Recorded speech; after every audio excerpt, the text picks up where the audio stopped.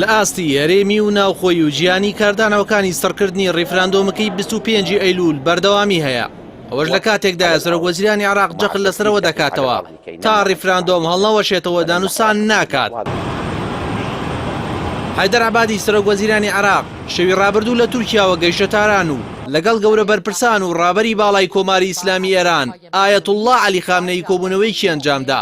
ڕابەری باڵای ئێران لە کۆبوونەوەکەدا پەیامی ئاڕاستی عەبادی کرد ئاماژەی بەوەدا نابێت متمانە بە ئەمریکەکان بکات و جەختیشی لەسەر یەک پارچەی خاکی عێراق کردەوە.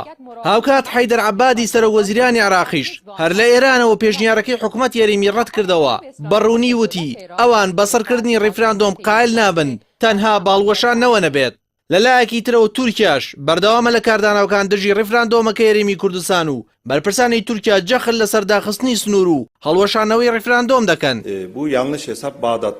لە دوا کاردانەوەدا مەولود چاوش ئۆغڵۆ وەزیری دەرەوەی تورکیا سەبارەت بە بەیان نامەکەی حکوومەت یەرێم بۆ سەرکردنی ئاکامی ڕیفراندۆم و دەستپێکردنەوەی گفتوگۆ لەگەڵ بەغدا ڕایگەیان پاشەکشەی دەسەڵاتدارانی باکووری عێراق هەنگاوێکی گرنگە بەڵام تەواوکەر نییە. تورکیا سوورە لەسەر هەڵوێستی پێشووی خۆی و پێویستان جامی ڕیفراندۆم هەڵبووە شێنرێتەوە.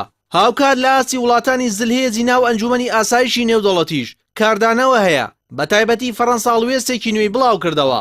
ڕۆژنامەی شەرق ئاوسەد بڵاوی کردەوە. ئێمانوئێل ماکرۆن سەرۆکی فەڕەنسا و هاوپەیمانان داوای لە حکوومەتی بەغدا کردووە پێشنیازەکەی هەرێمی کوردستان بۆ ئەنجامدانی دانووسان قبول بکات کاوکاتە لەگەڵ سەرکردنی ئەنجامی ڕیفراندۆمەکەی مانگی ڕابردوو. ڕۆژنامەکە ئاماژەی بەوەش داوە فەڕەنسا دەستپێشخەریەکەی حکوومەت یەرێم بە ئیجابی وەسف کردووە. هەر بەپێی هەواڵی ڕۆژنامەی شەرق ئاوسەد لە چەند سەرچاوەیەکی ئاگادارە و بڵاوی کردووەتەوە فەڕەنسا تا ئێستاش لە بارزانی نیگەرانە بۆی گوێنەدان بە داواکاریەکانی پاریس سەبارەت بە ئەنجام نەدانی ڕیفراندۆم.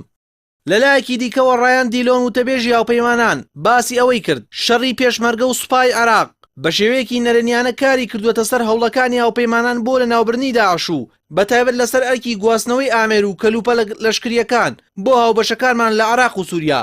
هاوکات ڕێکس تیلەرسن وەزیری دەرەوەی ئەمریکا زۆر نیگەرانە بە کێشەکانی نێوان هەولێر و بەغدا و شەڕی نێوان پێشمەرگە و سوپا. هاوکات جەختی لەسەرەوە کردەوە عێراق پێویستە ڕوبەڕووی کاریگەری و هەژمونی ئێران ببێتەوە. سەبارەت بە وڵ و فشارە نێودەوڵەتیەکان لە ماوەی 24 کاتژمێری ڕابردوودا شەڕ لە نێوان هێزە عێراقیەکان و هێزی پێشمەرگە بەردەوامی هەیە. هیچ ئەگەرێکی بێز نییە بۆ دانووسانی نێوان لایەنەکانی هەولێر و ناوەند ئەگەری پەرسەندنی شەڕ دەکرێت چونکە حەیدەر عەبادی نەیشاردەوە وەڵامی توندیان دەبێت بۆ ئەو پەرچەکردارانەی ڕوبەڕووی سوپای عێراق دەبنەوە.